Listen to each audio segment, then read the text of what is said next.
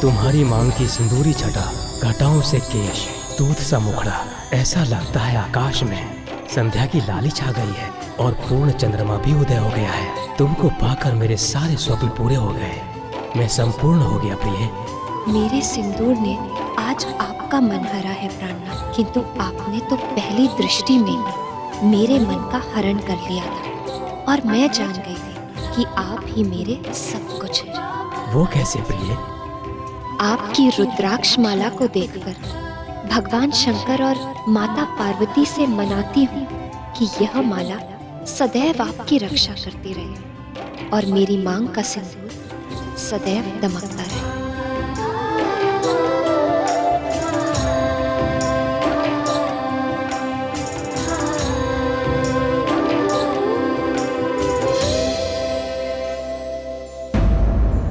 सिंदूर की सुंदरता अपने स्थान पर, किंतु उसका वास्तविक महत्व तो नारी ही जानती है। ये बात पूरी तरह सत्य नहीं है प्रिय। क्यों? जिसने कभी सिंदूर लगाया ही ना हो, वो भला प्रेम की उस गहरी भावना को कैसे समझेगा जो सिंदूर के साथ जुड़ी है? उचित है, पर जिसने लगाया हो वो पुरुष तो समझ ही सकता है।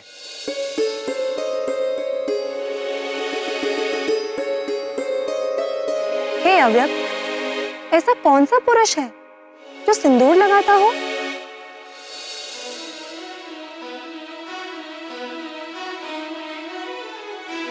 राम भक्त हनुमान। हनुमान जी और सिंदूर, ये कैसी पहेली है नाथ?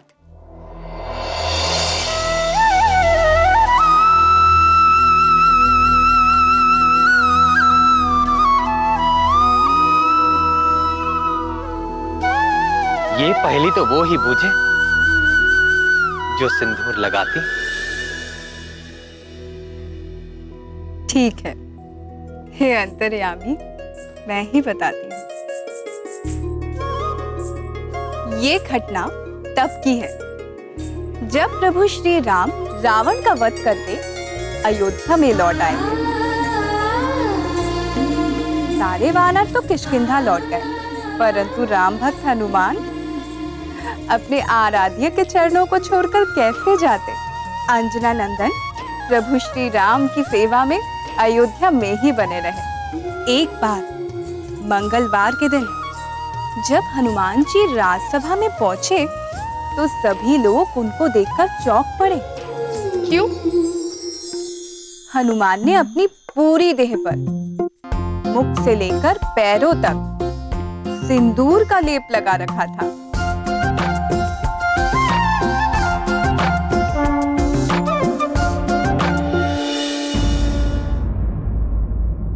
श्री रामचंद्र की, श्री रामचंद्र की, श्री रामचंद्र की, श्री रामचंद्र की।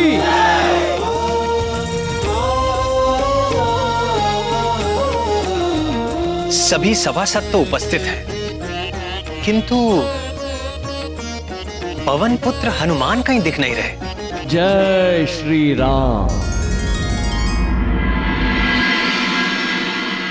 जय राम भक्त हनुमान, जय राम भक्त हनुमान, जय राम भक्त हनुमान। हनुमान की भक्ति निराली, सिंदूर से सब देह रंग डाली।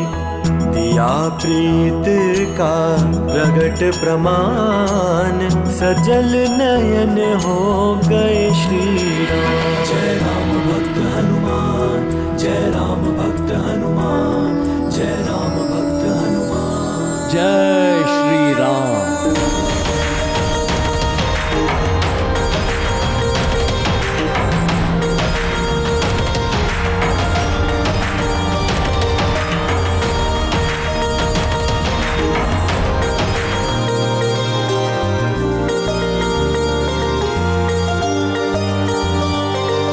ये क्या महाबली, आज ये कैसा स्वरूप धारण किया है आपने?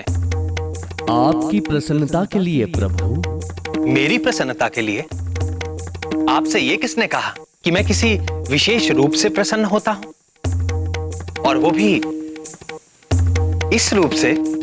ये ज्ञान तो मुझे स्वयं माता सीता से मिला है प्रभु। जानकी से? जानकी ने आपसे ऐसा क्यों कहा और कब कहा? आज प्रातःकाल संध्या वंदन के पश्चात जब मैं माता सीता से प्रसाद पाने गया।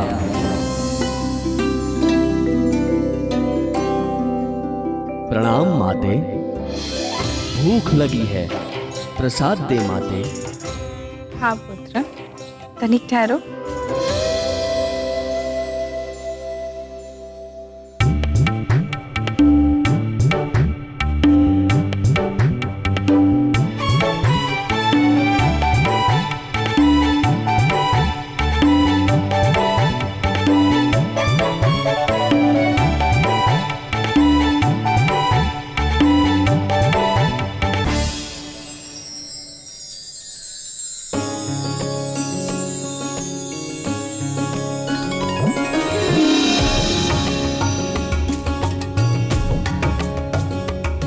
माते, एक प्रश्न पूछूं?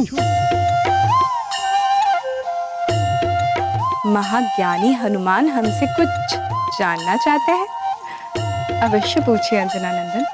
माते, इस डिबिया के ना खुलने से आप इतनी व्याकुल हो गईं और मिलते ही सदा की भांति प्रसन्न हो गई माते।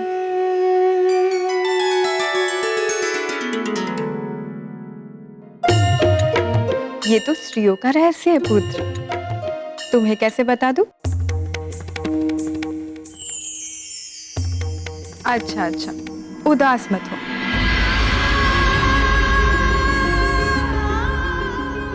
देखो, इसे सिंदूर कहते हैं आंजनेय। इससे क्या होता है माते? क्या होता है?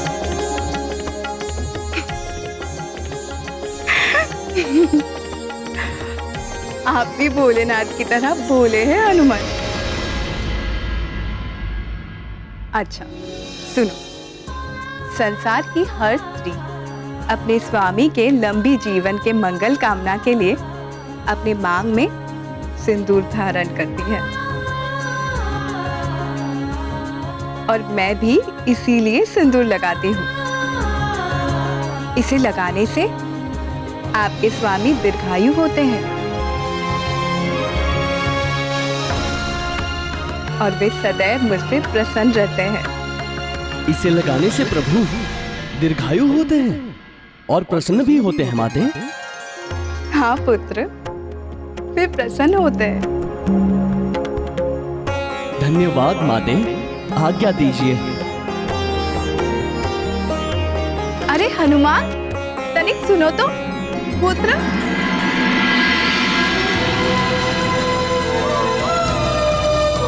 श्री राम जय राम जय जय राम, श्री राम जय राम जय जय राम।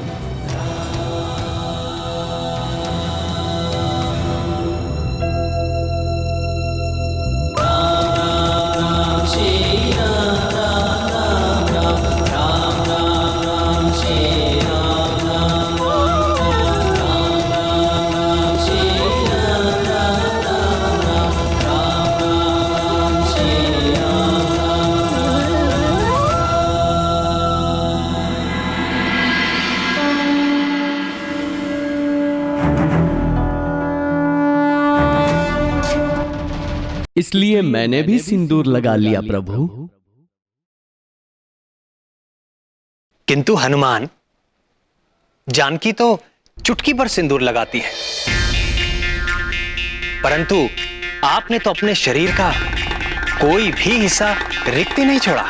मैंने सोचा प्रभु, केवल चुटकी भर सिंदूर लगाने से आप दीर्घायु हो जाते हैं, तो यदि मैं संपूर्ण देह पे सिंदूर लगा लूं तो आप चिरंजीवी हो जाएंगे और पृथ्वी छोड़ के कभी भी अपने धाम नहीं जाएंगे प्रभु। सदैव हम भक्तों के पास ही रहेंगे प्रभु।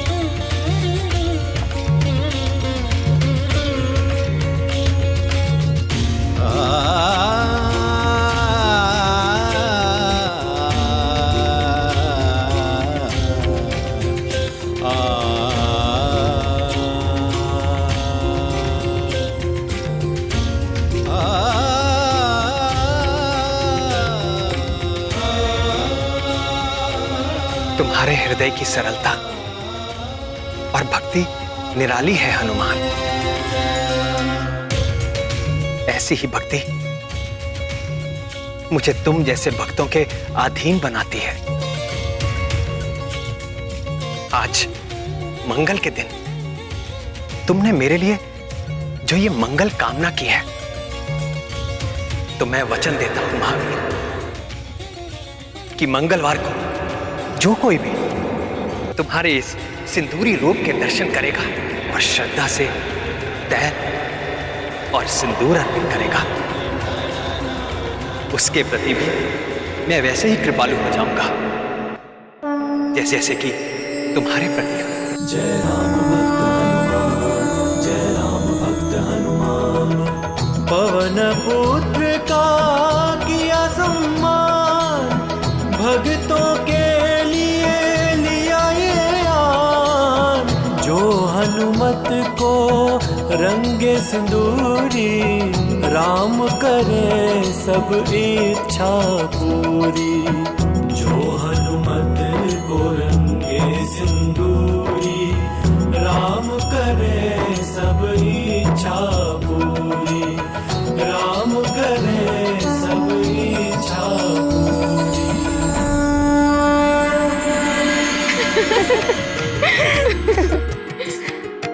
तो ये है सिंदूर का महत्व, जिसे स्त्रियां ही नहीं हनुमान भी जानते हैं। एक और महत्व की बात थी जो मैंने हनुमान से कही थी, अर्थात जानकी ने कही थी। वो क्या? यही कि विवाहित स्त्री के मांग का सिंदूर प्रतीक है कि वो अपने स्वामी के प्रति अनन्य भाव से समर्पित है। हनुमान ने भी सिंदूर लगाकर प्रभु के प्रति अपनी अनन्य भक्ति को भी सिद्ध किया। सत्य है, पवन पुत्र हनुमान के लिए ना तो कोई और दूसरा देवता है और ना ही प्रभु का कोई दूसरा रूप है तो बस केवल और केवल श्री राम। फिर क्या हुआ नाथ? विवाह के पश्चात केसरी और अंजना के दिन कैसे बीते?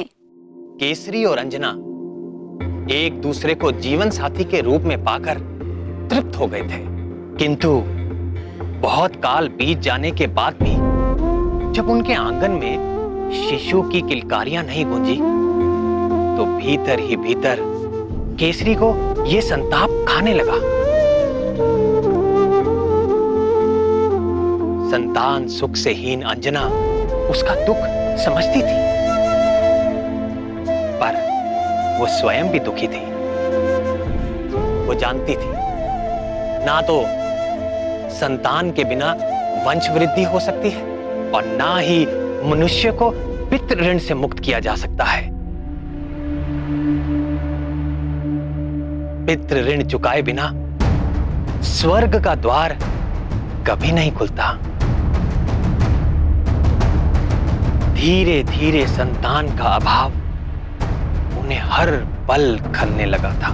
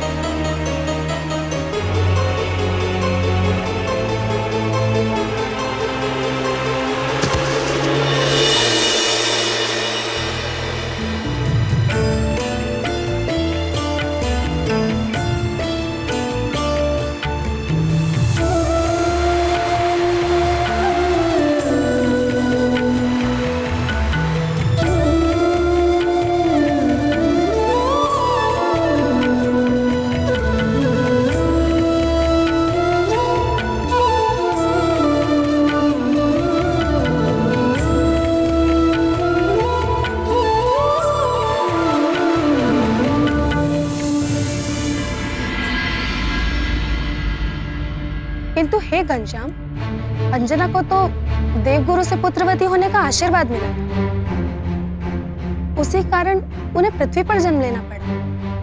तो फिर उन्हें संतान न होने का क्या कारण था?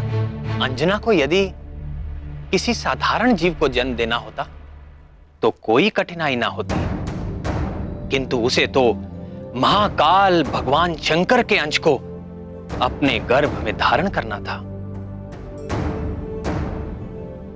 जिसके लिए वो आध्यात्मिक रूप से परिपक्व नहीं थी। पूर्व जन्म की अप्सरा अंजना स्वर्ग लोक से आई थी। स्वर्ग भोग विलास का लोक है, तप का नहीं।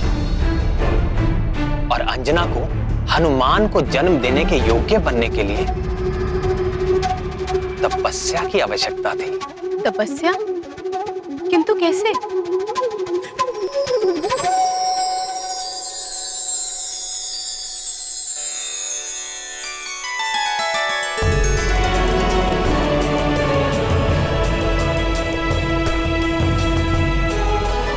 किंतु कैसे?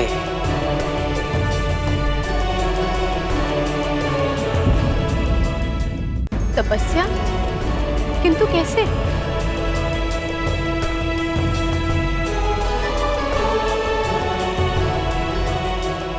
किंतु कैसे? यही बात तो केसरी और अंजना भी जानना चाहते थे कि वो संतान पाने के लिए क्या करें, कैसे करें। संतान की अभिलाषा से अनेक लौकिक उपाय किए, किंतु कोई लाभ ना हुआ। तब उन्होंने अपनी समस्या के अलौकिक समाधान को जानने के लिए ऋषि मतंग की शरण ली।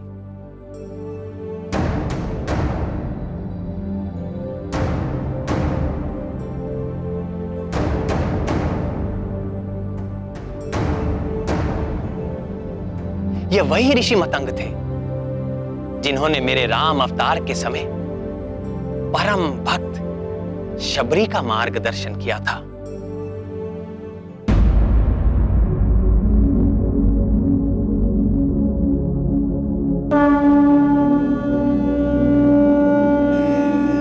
संतान प्राप्ति अस्तु।